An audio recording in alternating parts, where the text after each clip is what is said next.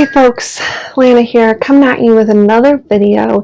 And this video is on the importance of touch, and more specifically, touching ourselves, personal touch. And I mean that in a totally non-sexual way, but hey, the sexual side could also always come into it. Let me back up. So I've been attending some of the Embody Lab webinar sessions, workshops, and there was a session on healing from trauma and somatic touch and how that can be helpful. And it was super, super interesting because they talked about the separation from ourselves and the impact on our nervous system that can happen from developmental trauma before words are even spoken. So when we're babies in the womb, our backs are often rubbing up against the uterine lining, and we have amniotic fluid whooshing around us, and basically we are being touched, and we have sensation on our skin, on our body as we're forming at all times. And this supportive, warm support and sensations are really important for our sympathetic nervous system that runs along our spine and allowing us to feel secure, supported, loved, all these things. And that's why it's super important for mothers to have skin-on-skin contact and hold their babies as much as possible.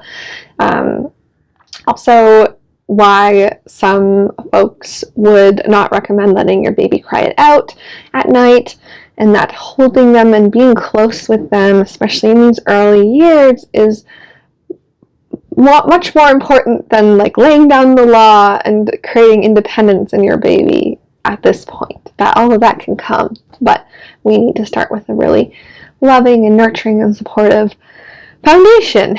And anyways, so knowing that touch is super important, our sensation is the first sense to develop for anything else. We can use this to create wholeness and security and healing and love within ourselves.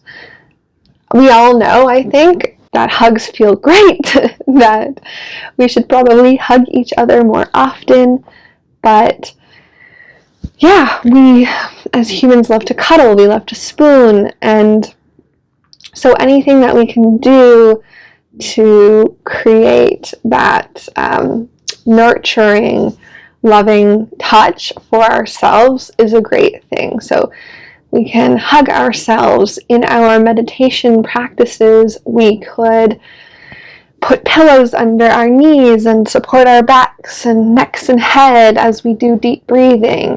And they talk about the palm of the hand being sort of the most powerful, energetic part of our hands, and that being touched by hands is a really healing thing. And so anytime we want to ground ourselves and send love and nurturing care into a part of our body, we can touch ourselves with the palms of our hands. And we can do that as we breathe and just appreciating the breath. Something else that I really loved about the session was in the way the practitioner talked about breath and breath as a part of a meditation practice, in that it's not about forcing the breath to be any specific way.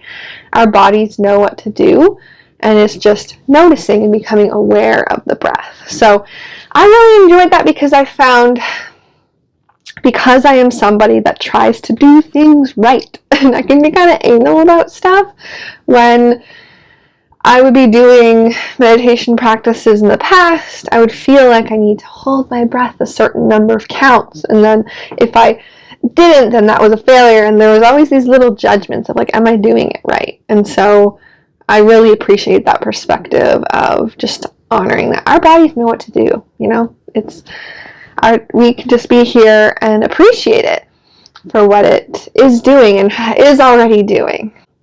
But yeah, that was just very, very brief, but I think just understanding where our sympathetic nervous systems are, their role in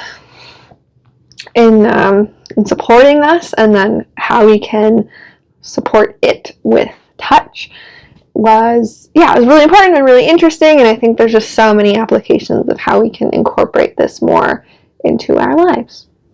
Yeah.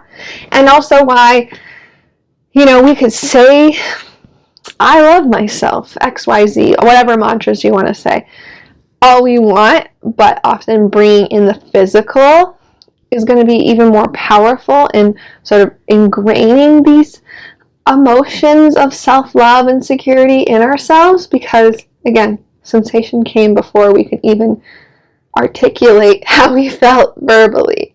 So if you're getting stuck in talk therapy and you feel like, you know, I know all the things I'm supposed to be doing, but it's just not sinking in, bringing in the physical, whether it's yoga practice or a breathwork practice, or just finding loving ways to touch yourself and be touched, that could be really helpful. I know for myself that I think the most powerful moments for me come when I'm integrating both the physical and the like mental verbal, because yeah, I'm such an intellectualizer, and so when I can feel the sensations in my body and find that like innate knowing of I am whole, I am good, my body knows what to do, all these things, that can be really, really helpful and healing.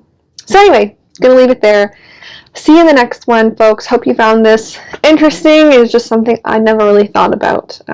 And yeah, when you look at where the sympathetic nervous system is and how we are told to hold babies, you know, with the head and the neck and the back and the butt supported, so that the tummy is open and facing towards, you know, the parent, to be able to attune and see their face and connect.